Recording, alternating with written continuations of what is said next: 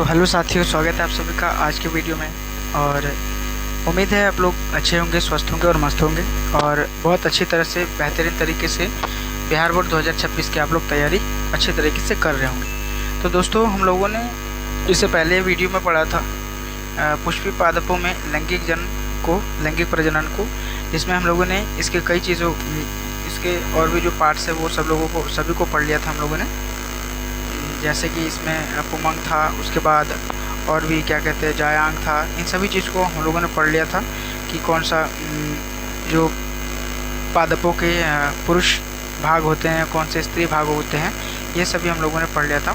तो आज के वीडियो में हम लोग पढ़ने वाले हैं कि पुंकेसर की क्या संरचना होती है, स्ट्रक्चर ऑफ स्टेमेंस जो होती है इसकी क्या संरचना होती है ना। तो पुंकेसर के 3 भाग होते हैं। पहले भाग को हम लोग परागकोश कहते हैं, जिसको एंथर बोलते हैं। योजी यानी कि दूसरी भाग कनेक्टिव होता है, और तीसरी होती है पुतंतु होता है, फिलामेंट्स होता है ना।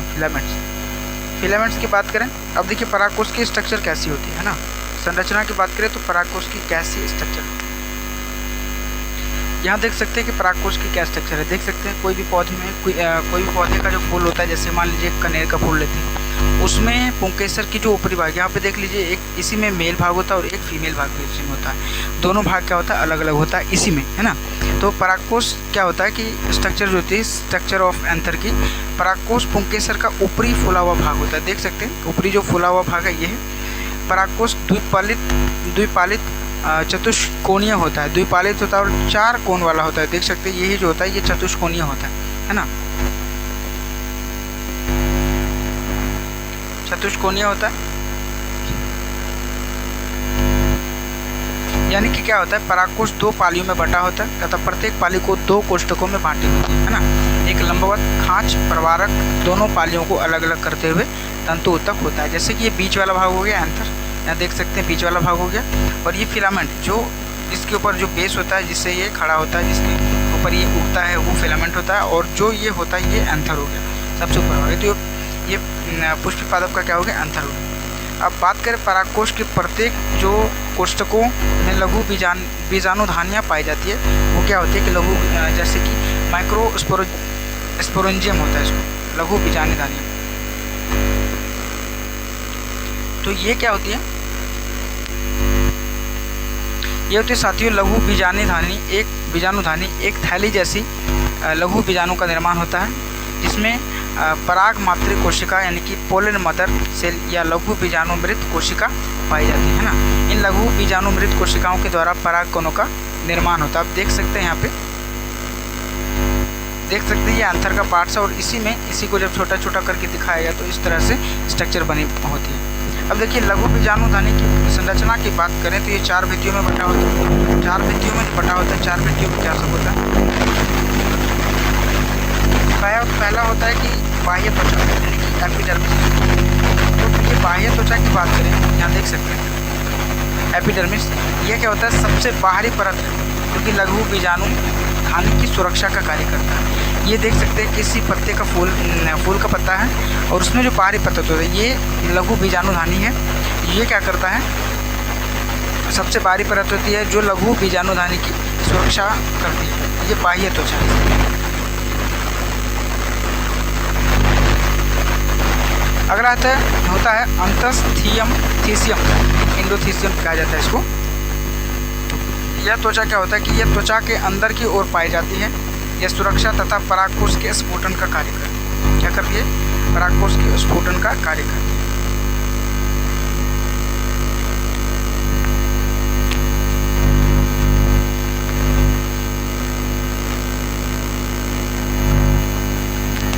अब अगला होता है देखिए मध्य परत, इसको मिडिल लेयर बोल देते हैं। यह अंतथीसियम यानी कि एंडोथीसियम जिसको कहते हैं के अंदर की और 2 से 3 कोशिकाओं की परत होती है ना। 2 से 3 कोशिकाओं की परत होती है, मिडिल लेयर इसको बोलते हैं।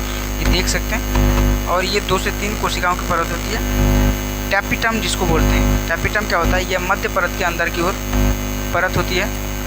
यह बहुकेंद्री की तथा सघन जीव द्रव्य वाली कोशिकाओं से बनी होती है, यानी टैपिटम देख सकते हैं। ये टैपिटम है, और इसमें देखिए फिलामेंट है। ये जो पार्ट्स होता है उसको पोलन सैक कहा जाता है, और इसमें जो अलग अलग पार्ट्स जैसे कि इसमें पोलन होता है, एपिडर्मिस होता है, फाइबरस लेयर होता है, पोलन मदर सेल्स होता है, और टैपिटम अलग अलग होता है। इसमें इसका कार्य बीजाणु जनन उत्तकों को पोषण प्रदान करना होता है ना। अब बात करें कि इसके द्वारा वसा युक्त यूबिस कणों का स्राव किया जाता है, जिन कणों में स्पोरोलैनिन होता है तथा साथ ही साथ इसके द्वारा IAA यानी कि इंडोल एसिटिक अम्ल हार्मोन का स्राव होता है। योजी यानी कि कनेक्टिव की बात करें तो यह परागकोश को पुतंतु से जोड़ता है ना, पुतंतु से। पुतंतु दैट मीन्स फिलामेंट क्या होता है, तो यह तंतु पुष्प से पुष्पासन से जुड़ा रहता है ना, पुष्पासन से जुड़ा रहता है। अब बात करें अगला तो लघु बीजाणु जनन, इसको कहा जाता है माइक्रोस्पोरोजेनेसिस। ये होता है पराग मातृ कोशिका यानी कि पोलन मदर सेल से लघु बीजाणु माइक्रोस्पोर बनने की प्रक्रिया लघु बीजाणु जनन माइक्रोस्पोरोजेनेसिस को कहा जाता है और यह कहलाती है। पुष्प के बनने के समय जब पुंकेसर बन रहा होता है तो इसकी लघु बीजाणु धानियों में बीजाणु उत्तक पाया जाता है। इन बीजाणु उत्तक में मातृ कोशिकाएं PMC होती है, पाई जाती है।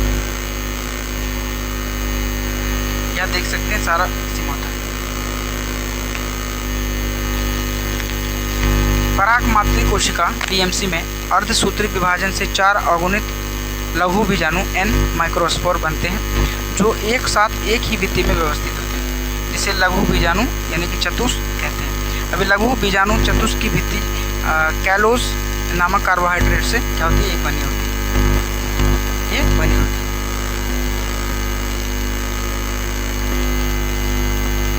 अब लघु बीजाणु चतुष यानी कि टेट्रेट की प्रत्येक कोशिका में समसूत्री विभाजन मैटोसिस होता है, जिससे 2 कोशिका युक्त कायिक व जनन कोशिका परागकण यानी कि पोलन का निर्माण होता है इससे, है ना।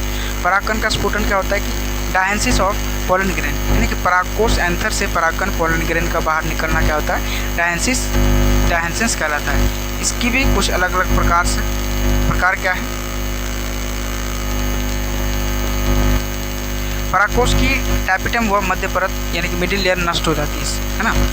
अंतःस्थिस्यम की कोशिकाओं में जल की हानि से इनकी कोशिका भित्ति सिकुड़ जाती है, जिससे इन कोशिकाओं में स्टोमियम पर दबाव पड़ता है और जिससे इन कोशिकाओं में दरार हो जाती है, परागकण मुक्त हो जाता है। परागकण की बात करें, पोलन ग्रेन की बात करें तो पोलन ग्रेन क्या होता है,